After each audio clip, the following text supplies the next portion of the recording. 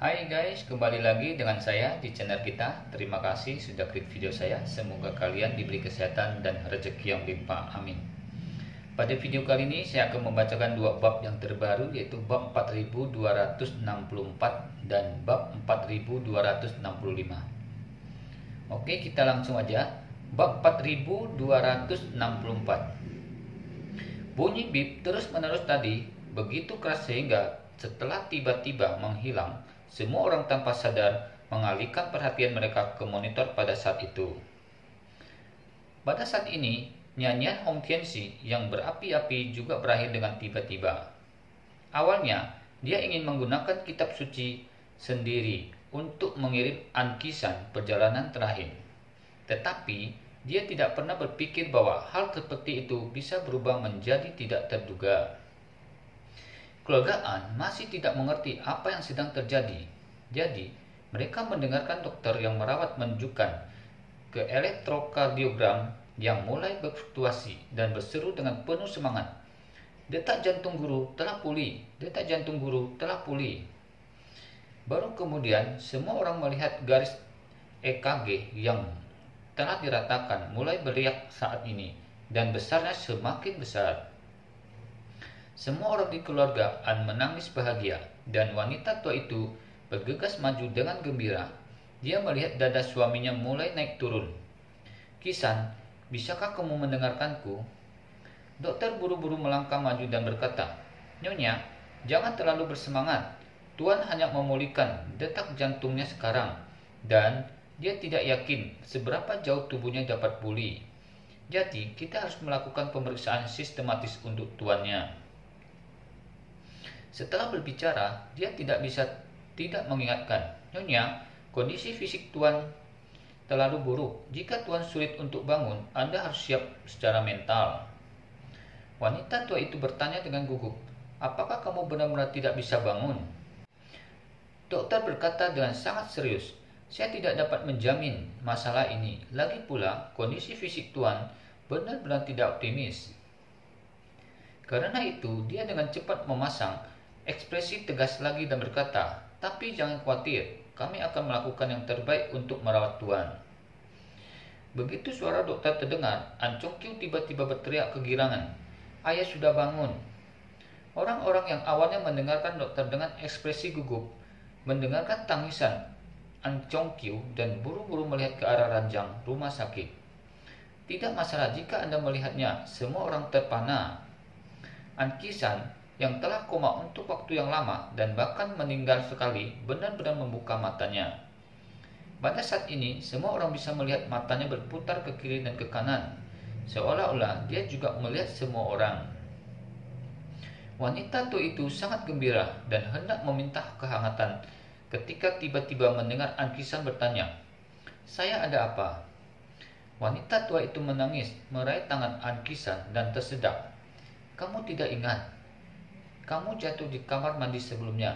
Dokter mengatakan bahwa pendarahan otakmu sangat serius dan indikator fisikmu terlalu buruk. Sekarang hampir tidak ada obatnya. Barusan detak jantungmu berhenti." Berbicara tentang ini, wanita tua itu menangis. Anak-anak dan cucu-cucu lain dari keluarga An juga tersedak. An Chong Kyu berkata pada saat ini, "Ayah, jika Nona Gu tidak datang tepat waktu dan mengeluarkan obat ajaib yang dia hargai untuk Anda minum, Anda mungkin benar-benar meninggalkan kami." "Nona Gu?" An Kisan bertanya dengan heran. "Nona Gu yang mana?" An Chong Kyu dengan cepat menunjuk ke Gu Kyogi dan memperkenalkan, "Ayah, ini Nona Gu." Setelah berbicara, dia menambahkan, "Ngomong-ngomong, Ayah, Nona Gu ini adalah tunangan Chen Er." An Kisan menatapnya dengan pandangan kosong dan bertanya, "Chen Er? Chen Er yang mana? Apakah itu cucuku Chen Er?" An Chong Kyu mengangguk dan berkata dengan cepat, "Iya ayah, itu cucumu Chen Er." Kita lanjut lagi ke bab 4264. Dengan mengatakan itu, dia dengan cepat menunjuk ke Gu Kyogi dan berkata kepada An Kisan, "Ayah, ini Nona Gu. Dia adalah tunangan yang dipesan saudara perempuanku untuk Chen Er saat itu. Apakah kamu tahu tentang ini?" Wanita tua itu di samping juga buru-buru berkata, Kisan, apakah Anda ingat apa yang saya katakan sebelumnya? Chengki memberitahu saya pada saat itu bahwa Chang Ying memiliki saudara laki-laki yang sangat baik dan melahirkan seorang putri yang sedikit lebih muda darinya. Kedua keluarga telah menetapkan perjodohan bayi untuk anak itu. An Kisan mengangguk. Saya ingat. Dia berkata dengan ekspresi bingung di wajahnya. Tapi Chen Er baru berusia 8 tahun ini. Dia bagaimana bisa memiliki tunangan sebesar itu?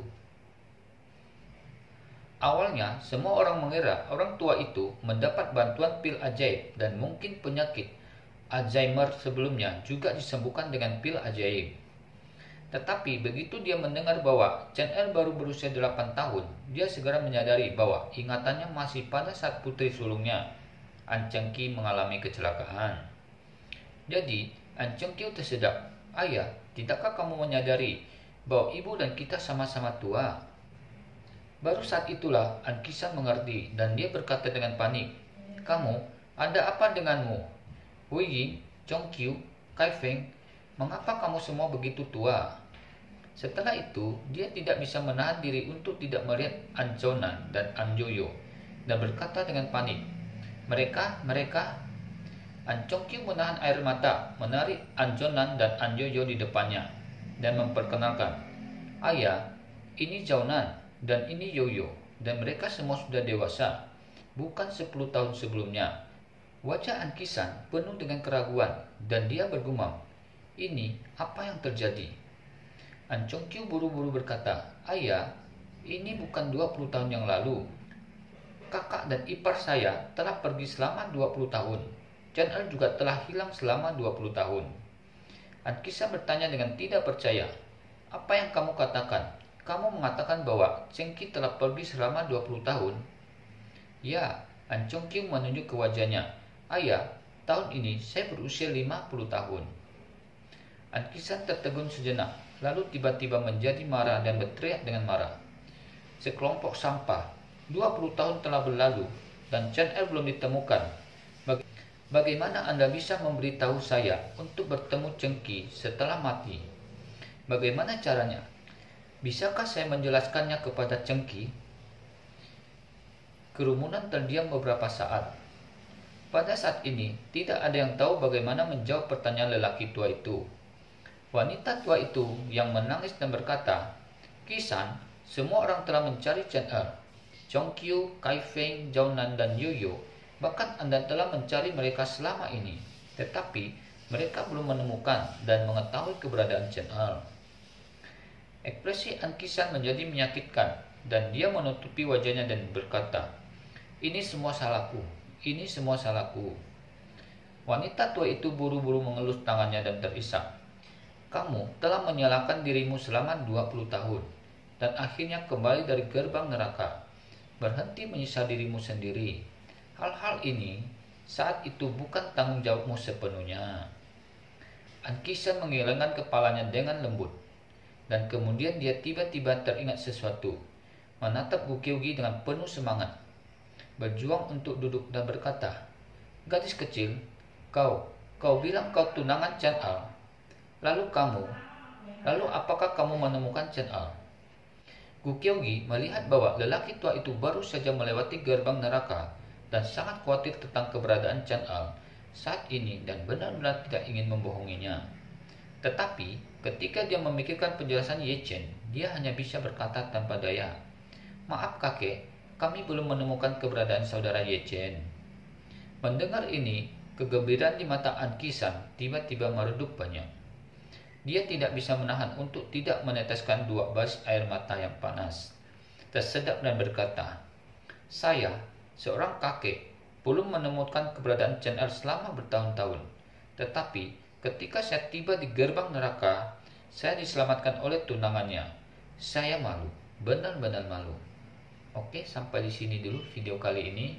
Kalau nanti ada bab yang terupdate akan saya bacakan lagi. Terima kasih telah mengikuti video saya.